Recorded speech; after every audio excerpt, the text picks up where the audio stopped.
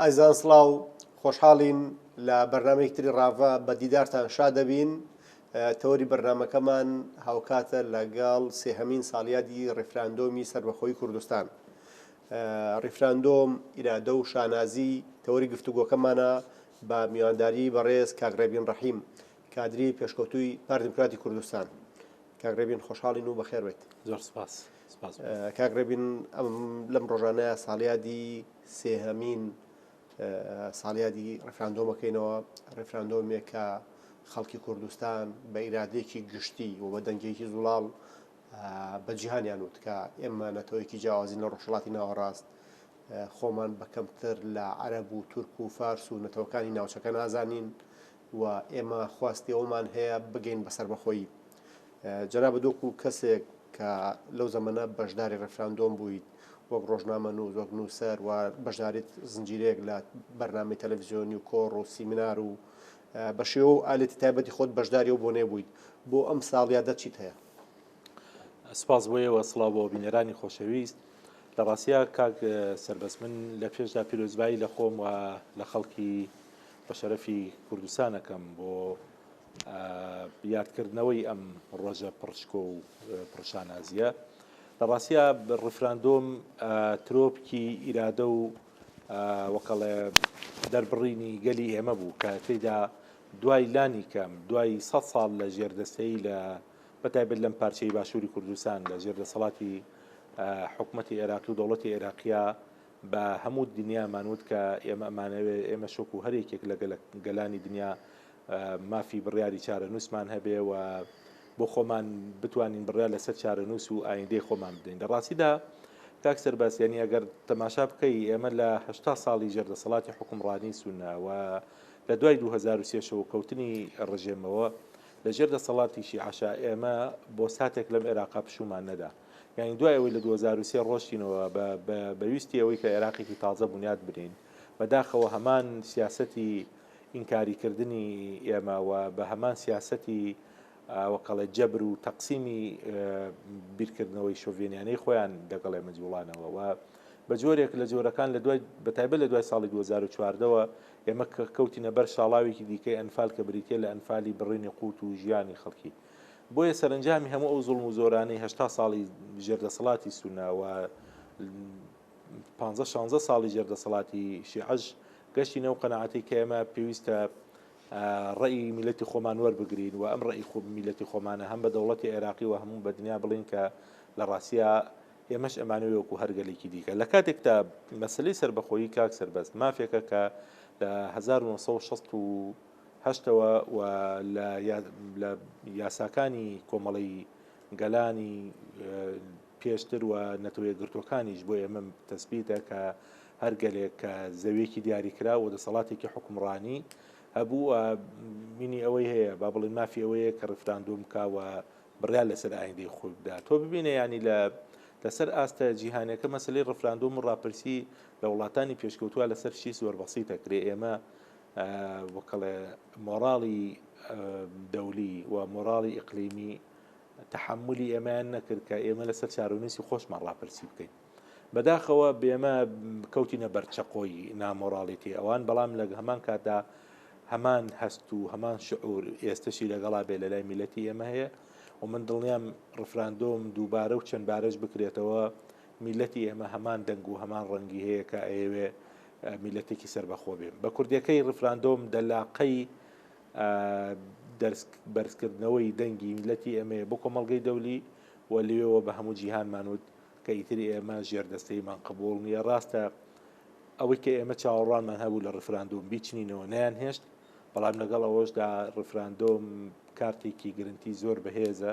کە ئێمە بۆ هەمیشە و هەردەمامانە. کاک ڕێبین، سەبارەت بە ناوخۆی کوردستان ڕێفراندۆم چ کاریگەریەکی لەسەر ئاستی تاک هەبوو؟ بەتایبەت بۆ نمونە ئەوەی کە جەنابەت باست کرد 80 ساڵ ئێمە لەژێر چەکمەی حیزبی بەعس و حکوومەتی عێراقی و حکوومەتێک لە دۆیەکەکانی عێراق کە بەو ئوسلوب و بۆ ئەدەبیاتە خراپە شۆڤێنی کە مامەڵای لەگەڵ خەڵکی کوردستانە کرد، ڕێفراندۆم توانی سایکۆلۆژیای کورد جارێکی تر ببوژێنێتەوە بۆ ئەوەی کە داوای مافەکانی بکە، دەنگی هەڵبڕێت و هاوارکا بەگوێی هەموو دنیاکە گەلێکەیە نەتەوەیەکەیە هەموو بنەما و ئەساسیاتەکانی نەتەوە بوونی هەیە بەڵام ئینکاری بوونیەکرێت بەڵێ ئەزانی کاک سەربەست ئێمە لە دوای ڕاپەڕینەوە ینی دوو حەدەسمان خوڵقاندووە لە منتیقا یەکێکیان بریتە لە ڕاپەڕین کە بە دوایشە با بڵین کۆڕەوەکە هات تقریبا هەردووکیان نەچنەیە خانەوە کە بریتێ لە ڕاپەڕین و قبوڵنەکردنی ژێردەسەڵاتی حکوومەتی عێراقی حەدەسێکی تر کە دروستمان کردووە لەسەر ئاستی ناوخۆی و لەسەر ئاستی جیهانیش بریتێ لێ ڕفراندۆم لە هەردوو حاڵەتەکە لە هەم لە ڕاپەڕین هەم لە ڕفراندۆمیشە با بڵین شعوری تاکی کوردی و هەستی تاکی کوردی لە ترۆپکی خۆ بەکەم نەزانین و وەکەڵێ سەر بەڵندیا بووە لە ینی ڕەنگە پێشی ئەم دوو حەدەسە کاتێکە هاوڵاتیەکیان تاکێکی کورد وەکەڵێ بەرامبەری تاکێکی هەر نەتەوەیەک لەم نەتوانانی کە خاکی ئەمایان داگیر کردووە دەوەستایان قسەی دەکرد ڕەنگە بە جۆرێک لە جۆرەکان و کوردەڵە سێری چاوی نەکردایە بەڵام ئێمە لە ڕفراندۆمە ئەمەمان ڕەت کردەوە بە تورکەکانمان وت بە فارسەکانمان وت بە عەرەبەکانمان وت بە جیهانمان وت بە چاومان ئێمەش سەرمان بەرز کردەوە چاوان بڕێ چاوین پێمانوتن کە ئێمەش نەتەوەین و ئێمەش دەڵێ کۆنترین نەتەوەی منتیقەکەین و ئەو زوڵم و زۆر و ئیستیبدادێتەمان قبوڵ نییە بمان کوژن بمان بڕن بەڵام قبوڵمان نییە ژێردەستە بین قبوڵمان نییە ژێرچەپۆک بین قبوڵمان نییە وەکو مرۆڤێک مامەڵەمان لەگەڵان نەکرێ ئەوە لە دیوە ناوخۆیەکەیە ئەگەر سەیری حەشاماتی و وەک دەڵێ میلەتی ئێمە کردبێ لە هەڵمەتی بانگەشی ڕفراندۆمە و لە ڕۆژی دەنگدانی ڕفراندۆمە ئەو هەزاران هەزار هاوڵاتی لە خۆشییا دەگریان ئەو هەموو کەمپینە جەماوەریە ملیۆنی کە دەکرا لەسەر ئاستی شارەکان و ئەو وەکەڵێ بەو ورە بەرزیەوە بەو شعورە بەرزی و بەو هەستە بەرزی نەتەوایەتیەوە بە ئێماڵێکە ڕفراندۆم تاکی کوردی لەو ڕوخاندنە گەورەیە دەڵێ هێنایە قۆناغێکی دیکە ئەگەر دوێنێ لە شۆڕشی ئەیلول تاکی کورد لە شعوری ئینسانیەت و نەتەوەیی خۆی هاتبێتەوە بەخۆی داوە ئەگەر لە ڕاپەڕینە جارێکی دیکە بە هەمان شێوە تاکی کورد وەک دەڵێ باڵانسی شعور بوون و هەست بە خۆکەم نەکردنی بەرزبوێتەوە بە تەئکید لە ڕفراندۆم ئێمە وەک دەڵێ هەمومان چوونە ترۆپکی شعوری نەتەوایەتی و ترۆپکی هەست بە خۆ بەکەم نەکردن و ئەمە تا ئێستش بەڕاستی سەرڕای هەموو ئەو پیلانگێڕیە ناوخۆی و ئیقلیم و جیهانیانشی کە لەسەرمان هەبوو هەتا ئێستش تاکی ئێمە وەک دەڵێ خۆی بە خاوەنی ئەو ڕفراندۆمە دەزانێ و شعورێک بەخۆی دەکا کە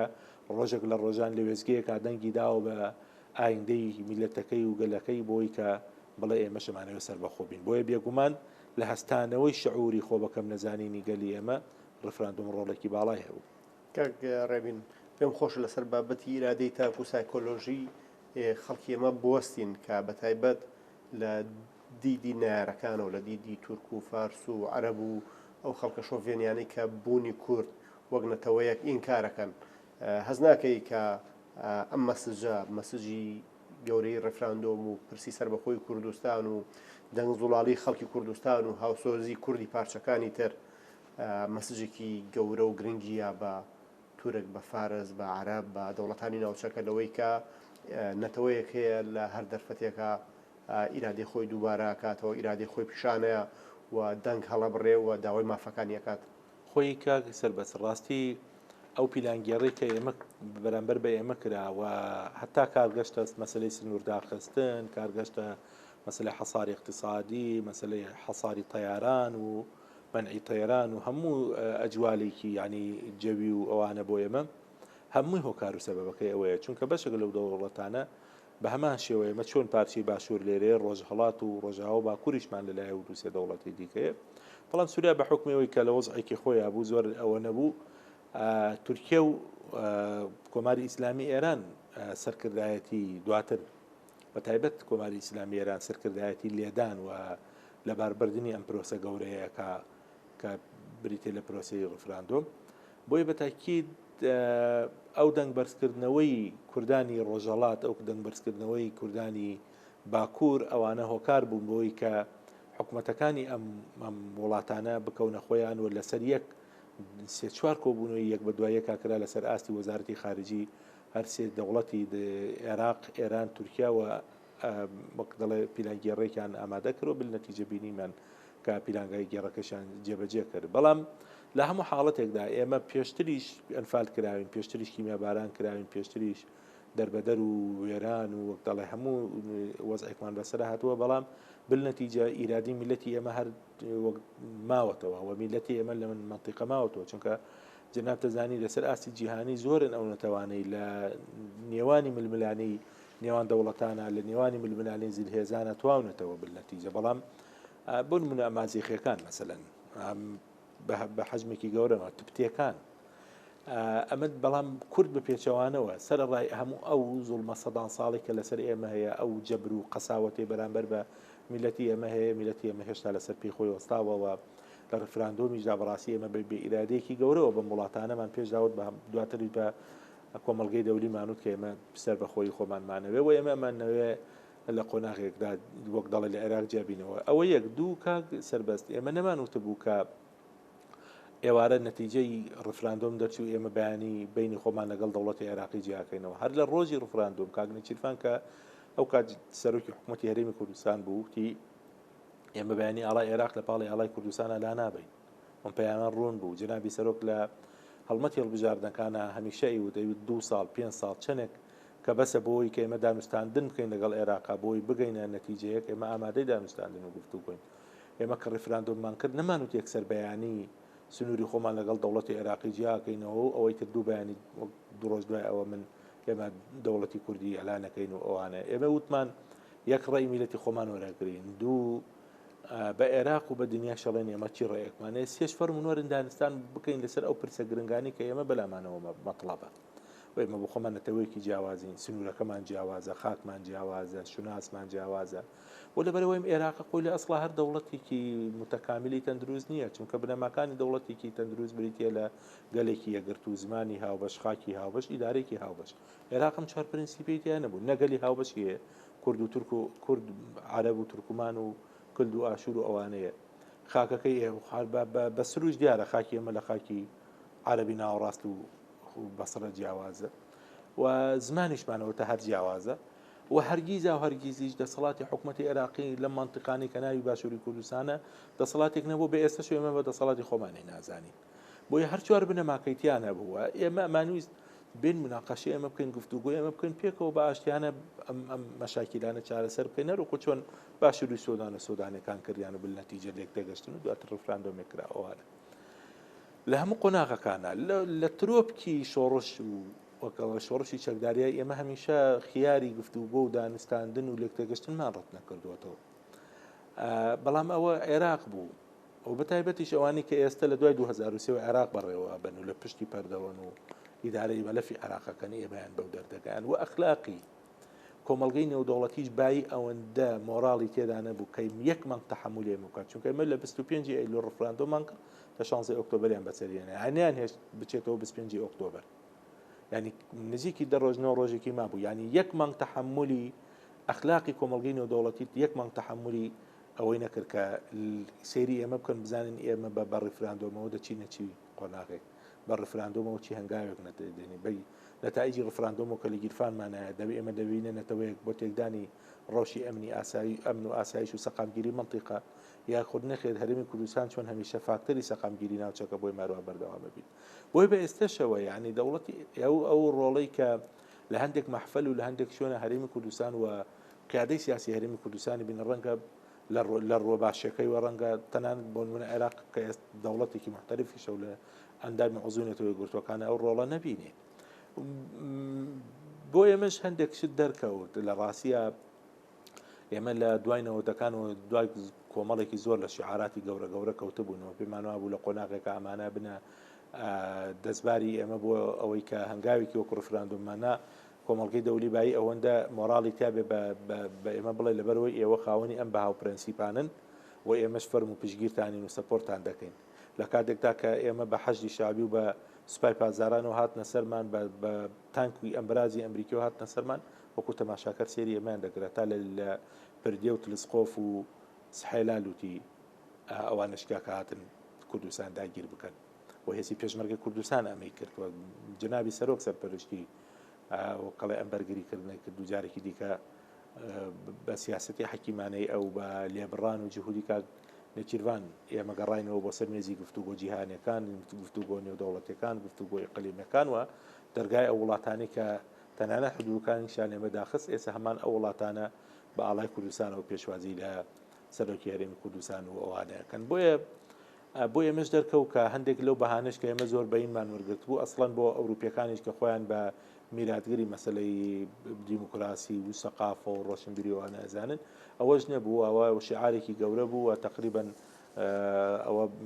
وەکدەڵێ باڵۆنێکی گەورە بوو فوی تێکرا بوو. بۆ ئێمە هیوام وایە لەسەر ئاستە ناوخۆیەکە هەموو ئەو خەلەلانەی کە ئێمە هەمانە بۆ خۆمان لە حوکمڕانیەکەمانە چاکی بکەین و ئەو گلەی و گازەندەی کۆمەڵگایەن با بڵێن گەلی ئێمە بەرامبەر بە حکومەت و باینی خۆمان هەمانە وردەورە چارەسەری بکەین و ئەو هەنگاوانەی کە دەست پێکراوە لە مەسلەی چاکسازی لە مەسلەی وەک دەڵێ باشترکردنی سیستمی حکومڕانیکردنی ئەم وڵاتە باشتری بکەین بۆی کە هەمیشە میلەتی ئێمە ئامادەی ڕفراندۆمی دیکە ئامادەی قوربانیدانی دیکە بێ بۆی کە هەر وەزعێک بەسەرمانە هاتووە بۆ هەر هەنگاویش کە بینین سەپۆرت و پشتگیریمان بکەن. کاک ڕێبین لە دوای ڕفراندۆم و ئەو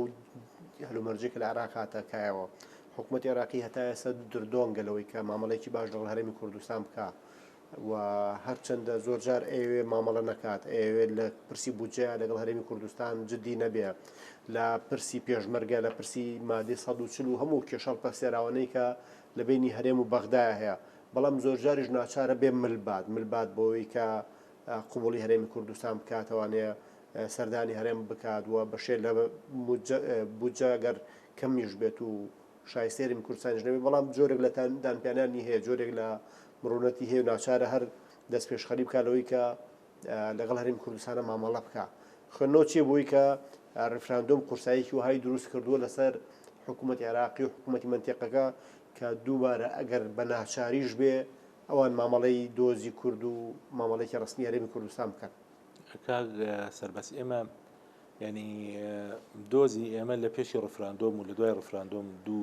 دوو معادلەی جیاوازن دوو هاوکێشی جیاوازن لەسەر ئاستی عێراقی من پێشتریش عەرزم کرد ینی حکومڕانیەتی عێراق لە دەرەوەی عێراقە کرێ ینی ئەوەی کە بڕیان لەسەر هەموو جوڵەیەکی سیاسیەدا لە بەغدا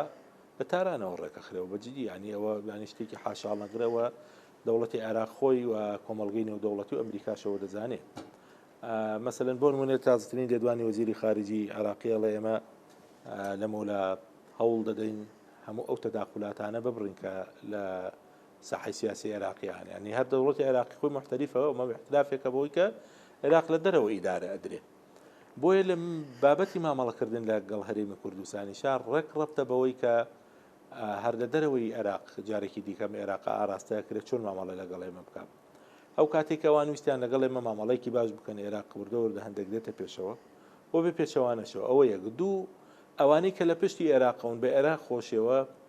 و هەموو جیهانیش دەزانن ئێمە شتێکمان هەیە کە بریتێ لە کارتێکی وەک دەڵێ زەمان کە بریتێ لە ڕفراندۆم ڕاستە ئێمە ڕەنگە لەسەر ئاستی دەولی دۆستێکی گەورەی وهامان نەبوو بێ بە ئێمە بڵێ فەرمو بەیانی وەرن نەتائیجی ڕفراندۆمی خۆتان بخەنە مەیدان با ئێمە سەپۆرتی دروستکردنی ئەو بنیادی دەوڵەتە بۆ بکەین بەڵام ئەوە بۆ ماناژ نایە کە کۆمەڵگەی نێودەوڵەتی دەستی لە ئێمە بەرداوە هەر ئەوەی کە کاک نەچیروان لە پاریس یعنی لەو کاتێک ئێمە حەساری جێویمان لەسەر بوو لەو کاتێک حەساری سنوورمان لەسەردا خراب بوو حەساری دیپلۆماسیمان لەسەر هەبوو سەرۆکی فەڕەنسا ماکرۆن پێشوازی کاک نەچیروانی لە کۆشکی ئیلیزێ کردوە لەوێەوە ئیتر ئەو حەسارە دیپلۆماسیەکە لەسەر هەرێمی کوردستان هەبوو شکا بەوەشەوە بە آخر سەردانیشەوە کە هاتە عێراق لەو نزیکی 5 ساعت 6 ساعتێکە لە عێراق ماوەتەوە ساعت و نیوێکی 90 خولەکی لەگەڵ سەرۆکی هەرێمی کوردستان و وەفدەکەی این کردووە و بەسەراحەت بە عێراقیەکانیان و تۆ دەبێت بەپێی ئەو دەستوورەی کە هاتانەوە ماف و شایستە دارایەکانی هەرێمی کوردستان پارێزرا بێ ڕەنگە مەسەلەن ئەو تەسیراتی کۆماری ئیسلامی ئێران هەیەی بێگومان ینی دەوڵەتێکی فەڕەنسانیەتی بەڵام ئێستا ئەوەشمان لەبیر نەچێکە فەڕەنسیەکان لە دوای دەرچوونی بریتانیا لە کیشوەری ئەوروپی سەرکردایەتی کیشوەری ئەوروپیەکان لە ئاراستەکردنی سیاست و ئەوانە و فەڕەنساش لە مەنتیقەکە هەوڵێکی دەست پێ کردووە بۆ بچووکردنەوە و تەحجیمکردنی دەوڵەتی تورکیا و دەرخستنەوەی ڕۆڵی قورسایی هەم کیشوەری ئەوروپی و هەم دەوڵەتی فەڕەنسی لە منتیقەکە بۆیە عێراق اعتیبار بۆ ئەمەشدانێ کە فەڕەنسا ئەم سەپۆرت و پشتگیری بۆ ئێمە هەیە چونکە بە پشتگیر و سەپۆرتی کیشوەری ئەوروپیشی هێزانێ لەگەڵەوەشە ئەمریکەکانی هەندێک وەک دەڵی پێشهات لە چاو 16 ئۆکتۆبەر و ئەو دەستبەردانی لە باشووری کوردستان کردیان ئێستا هەندێکی دیکە تونند و تۆڵتر هاتوونەتە پێشەوە و هەندێک بە سیاسەتی خۆیان نەچوونەتەوە و لە ڕۆژانش بینیمان تقریبا بای 250 میلیۆن دلار بەس هینان بۆ چەک و ئەوەی بۆ وەزارەتی پێشمەرگەیە پێشکەشی وەزارەتی پێشمەرگەی هەرێمی کوردستانیان کردووە و ئەیانەوێ هێزی پێشمەرگەی کوردستان هەم یەک بخەنەوە هەم بڕچەکی بکەن و ئەوە لەسەر ئاستی هاوپەیمانی نێودەوڵەتی دیژداعشی شتا ئێستا ژووری ئۆپراسیۆنات و ئەوانە هەیە بۆیە ئەمانە پێمانەڵێ کارتی ڕفراندۆم ئێمەی وەک دەڵێ قورساییەکی تری بە ژمارەی ئێمە داوە لە مەنتیقا و عێراقیش لە مەتیەکە واکر عێراق خۆی ئەو دەستانەی لە پشتی عێراقەوەن لێ بکرێنەوە عێراق بە تەنها خۆی بمێنێتەوە بڕوا بکەن عێراق ڕەنگە ئەو دەستە نەبێ بتوانێت بازووی ئێمە لە مانتیقاکە بشکێنێتەوە یان عەلە لاقل ئەتوانین پێکەوە لەگەڵ عێراقیەکان خۆیان سیغەیەکی هاوبەش بدۆزینەوە بۆ حکومڕانیکردن بەڵام وەکوتم گرفتەکەی عێراقەوەی لە دەرەوەی بەغدا بەرنامە و ئەجێندا بۆ بەڕێوەبردنەکەی داهێنرێ کاغربین قسە لەوە کرێ کە زۆر جار چاودێرانی سیاسی ئەڵێن ڕیفراندۆم هیچی نەکردبێ بۆتە ئەوەی کە گەرانتیەک لە ساحەی سیاسیە بۆ کوردە سەبەر بکاوە بۆ بە کارتێکی گوشار کە بەدەستی کوردەکانەوەیە بۆی ئەگەر ئایندێم عێراقا کە عێراق وەکوی جەنابشە باست کرد وڵاتێکی بێسیادا وڵاتێکە زۆرترین دەزوەردانی تیاکرێ وڵاتێکە زیاتر لە 20 پرۆژە ئیش لەم وڵاتەیەکە لە پرۆژەی زلێزەکانی وەکو ڕووسیا و ئەمریکا و چین و بەریتانیا و وڵاتانی یەکێتی ئەوروپا بۆ وڵاتانی منتیقەکە لە ئێران و تورکیا و قەتەر و زۆر دەوڵەتی تر بۆ عێراق پرۆژیان هەیە زۆر دەوڵەتی تر دەست لە کاروباری عێراق وەرێن و بە جۆر لە جۆرەکان بەرژۆندیان بخۆیان دروست کردووە لە لعبەی هێزەکان لەناو عێراقا هەز ناکەی کە یان خوێندنەوە چێ بۆ ئەوەی کە ڕیفراندۆم بۆتە کارتێکی گەرانتی بۆ مافەکانی خەڵکی کوردستان ئەزانی کاک سەرباز ئێمە گەر تووشی ئەزمەی 16 ئۆکتۆبەر نەبوونایە بە تاکید تەعاملی کۆمەڵگەی نێودەوڵەتی زۆر لەمە ئێستا جیاوازترە بوو ئێستاشی لەگەڵا بێ بەڕەغمی 16 ئۆکتۆبەریشەوە کە بەسەر میلەتی ئێمەیان ناهێنا ڕیفراندۆم قورسایی ئەمەی لەسەر ئاستی نێودەوڵەتین کردووە جارێ بێن بە ینی هەر هیچ نەبێت لەسەر ئاستی دنیا وتمان بە هەموو دنیامان وتمان ئێمەش میلەتی نێمەژنێتەوەی ینی ئەگەر جاری بۆ کە دەڵێ جاران بابەتی قەزەی کوردی لەسەر ئاستی جیهانی بریتی بوو بێ لە بابەت و مامەڵەیەکی مرۆیی ڕیفراندۆم بابەتی ئێمەی لەسەر ئاستی دنیا کرد بە سیاسی تۆ ببینە لە هەڵمەتی بانگەشەی ڕیفراندۆمە هەموو میدیای جیهانی و هەموو ناوەندە سیاسی جیهانیەکان و هەموو ناوەندە معریفە سیاسیەکانی دنیا خەریکی توێژینەوە و بحوسات بوون لەسەر مەسائلی ڕیفراندۆم لەسەر هەنگاوەکانی لەسەر ئاراستە و نەتایجەکانی بۆیە بە تاکید دۆزی ئێمە لە دوای ڕیفراندۆمەوە لە دۆزێکی مرۆیی لەسەر ئاستی دنیا بۆ بە دۆزێکین چونکە ئێمە لە ڕاستیا بەس قەراری 1688مانەیە کە لە ساڵی ڕابردووە دۆزی ئێمەی لە دۆزێکی مرۆییەوە کردووە بە سیاسی کە بریتە لە منتیقەی ناوچەی دیجەفڕین بەڵام ڕیفراندۆم بە هەموو جیهانی وتیتر دۆزی ئێمە دۆزێکی تەنها مرۆیی نییە و دۆزێکی سیاسیە ئەوە هەر ئەو ساڵە تقریبا وەکو مامەڵەیەک چۆن با بڵین کیشوەری ئەوروپی یان ئیسپانیەکان لەگەڵ هەرێمی بەرشلۆنە کردیان بە هەمان شێوە ئێمەش لێرە جموجوڵی خۆمانمان کرد وەکە دەڵێ ڕیفراندۆمی خۆمانمان کرد لەسەر ئاستی ناوچەکەش ینی تۆ ببینە ئەو دەرگایانەی کە لێەوە باسی ئەوانە کردکەیتر ئەوە ئێمە سنوورتان لەسەر داخین نەخنکێن ئێمە سنوورتان لەسەر داخین وها ئێمە سنوورتان لەسەر بەڵام هەمان ئەو دەلاقانە بۆ ئێمە کراونەتەوە و بە ئاڵای کوردستان و بە ئیستیقبال و بە شوێسوازێکی گەورەشەوە ئەمە دەرخەریەوەیە کە یەک ئێمە لەسەر ڕێگە ڕاستەکەین و ئێمە فاکتەری سەقامگیری منتیقەکەین و ئێمە نەک لەسەر ئاستی ناو یعنی ناوچەکە ئەگەر ینی ئەم سیغەیە نەچێتە حاڵەتی نادروستیەوە ئێمە لەسەر ئاستی جیهانیش نامانەوێت هیچ نەخۆمان کێشە بین و لە منتیقەکەش کێشە بێت حتا ئەو کێشەی کە ساڵانێکی زۆرە پەکەکە و تورکیا هەیەە ئێمە هەتا ئەم لە حزەیش دەمانەوێت عاملی خێربین بۆ چارەسەرکردن ئەو کێشانەی کە لە سووریا هەبوون هەرێمی باشووری کوردستان بە بچووکترین شێوە تەداخلاتی نەکردووە لەو شوێنی کە ڕۆژاوای کوردستان پێویستی بە هاوکاری هەبوو باشووری کوردستان دەرگای لەسەر واڵا بوو باشووری کوردستان لە دوای 2014ەوە لانکەیەک بۆ حەواندنەوەی نزیکەی 2,600,000 ئاوارەی عێراقی و سووری لە مەنتیقەکە و بەسەرڕای ئەوەی کە حەساری اقتصادی لەسەر بووە بڕینی بەشە بجێ لەسەر بووە لە بەردەمی 1050 کیلۆمەتر شەڕی دیژدا عشا بووە بەڵام ئێمە بینیمان پێشمەرگەکانی کوردستان چۆن باوەشیان بۆ ئاوارەکانە کردەوەەوە لێرە چۆن لە کەمپەکانە داهات و ئەو تۆزە بوو جە و داهاتش کە هەمان بوو لە خزمەتی ئەوانەوەکو حاڵەتێکی مرۆیی تەماشا ئەکران ئێمە لەسەر ئاستە جیهانیەکە لە شەڕی دیژدا عشا ئەو هێزی پێشمەرگەی کوردستان بوو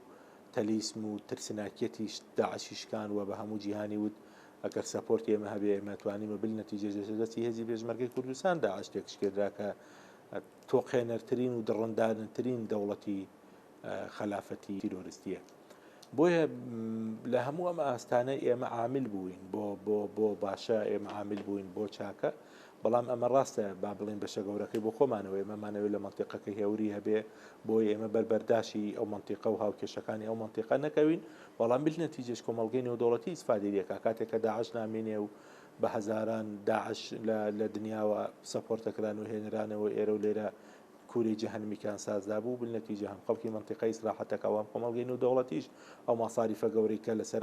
ئاستی دنیا هەیبوو بۆ لێدانی داعش و ئەوانە نامێنێ بۆیە لە هەموو بارەکانە هەرێمی کوردستان لە دوای ڕفراندۆمەوە و لە پێشی ڕفراندۆم عاملی خێربووە و لە دوای ڕفراندۆمیشەوە لەسەر هەمان ئەو ڕێگەڕاستە بەردەوامە و ئێستا لەسەر ئاستە ناوخۆیەکە تقریبا کۆدەنگیە مەخراپ نییە و زمانیش بۆ پاراستنی ئەم ئەزمونەی خۆمان بۆ باشترکردن بۆ بەرەو پێشتربردن بریتێ لە یەکدەنگی ئەمە بریتێ لە کۆدەنگی ئەمە بریتێ لە باشترکردنی سیستمی حکومڕانیەکەمان لە خزمەت گوزاری زیاتر لە هەر وەک دەڵێ پرۆسەیەکی چاکسازی کە لە بەردەستمانایە من هیوام وایە کە هەمومان بۆ هەمیشە ئەم شانازی بە ڕفراندۆمەوە بکەین و وەک دەڵێ وەکو دەلاقەیەک وەکو وەرچەرخانێکی گەورە لە مێژووی حیاتی سیاسی خۆمانە بیزانی و ڕەنگە من دڵنیاشم ڕۆژێک دێکە بەرهەمی ئەم ڕفراندۆمە هەرچنینەوە کاک ڕێبین لە دوای ڕفراندۆمەوە لەسەر ئاستی باشووری کوردستان و خطابی سەرکردایەتی سیاسی کوردستان و زۆر جار لەسەر ئاستی دەوڵەتانی ئەوروپی و یان بەشی لە چاودێرانی سیاسی ناوەندەکانی توێژینەوە قسە لەواکرێ کە فۆرمێکی تری بەڕێوەبردن فۆرمێکی تری ئیدارەدان هەبێت لە نێوان باشووری کوردستان حکوومەت عێراقیە خوێندنەوە چێ بووی کە هەرێمی کوردستان لە دوای ڕفراندۆمەوە زۆرجار قسە لەواکرێ کە چۆن سیغەیەکی تر بدۆزرێتەوە هەرێمی کوردستان لە فیدراڵی زیاتری هەبێ و زۆر جار باسی کۆنفیدراڵیەکرێ باسی سیغەی ترەکرێ خوێندنەوەی تۆ چێ بووی کە هەرێمی کوردستان نایەوێت لە خەونەکانی سەربەخۆی بێتە خوارە ئەزانی خۆی لە ڕاستیە ئەوانەی کە حکومڕانی عێراقەکەن ئەوێت تێ بگەن کە جارێم عێراقا بۆ کەوتم لەبەرەوەی لە نەتەوەی جیاواز و لە زمانی جیاوازوانە پێکاتوە بەداخەوە لە 100 ساڵی ڕابردووە ئەبوو حاکم لە بەغدا نەنیشتایە حاکەم دابنیشتایە ئاخر خۆی کێشەکە ئەلوێ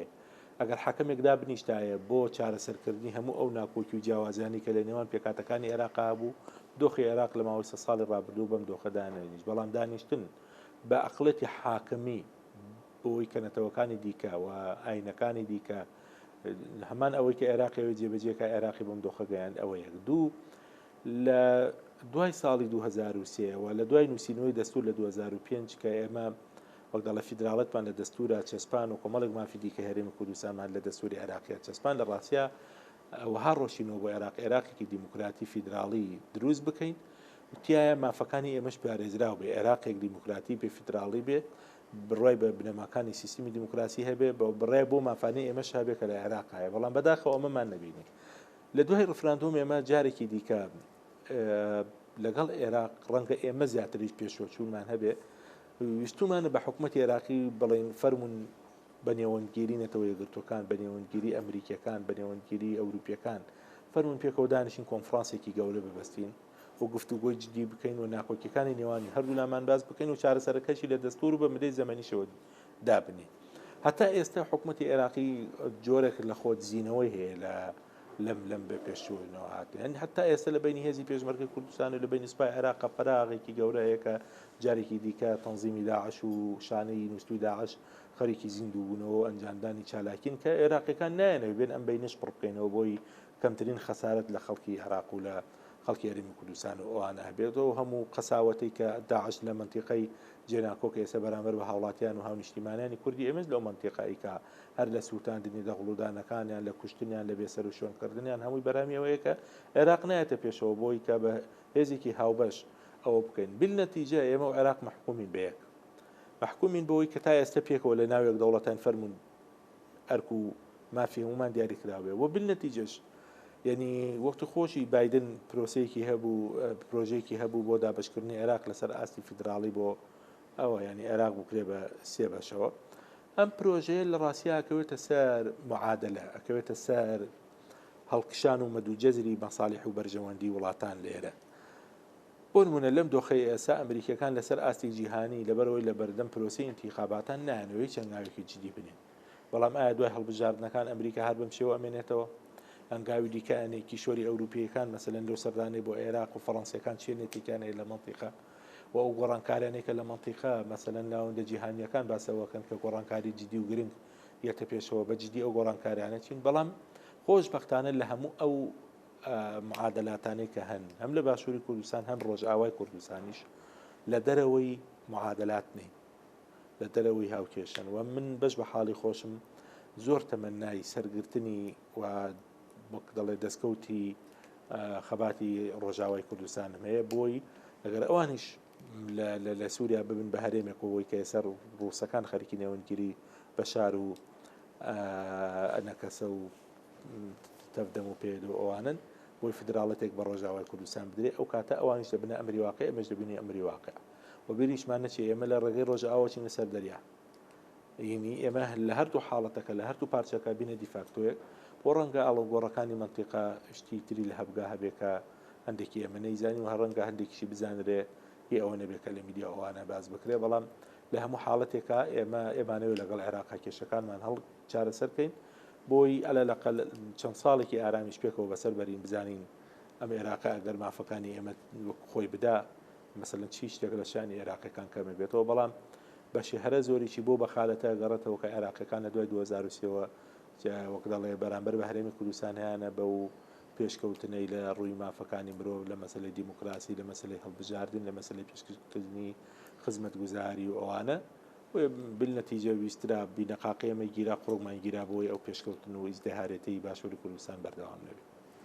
کاڕێبین کاتی بەرنامەکەمان تەواو بوو خۆشحاڵ بوون کە لە بەرنامەی ڕافا بەشدار بوویت زۆر خۆشحاڵ بووم ئەزان تا بەرنامەیەکی تر تا ڕافەکردنی پرسێکی تر بەخواتان سپێرین و خواتان لەگەڵ بێت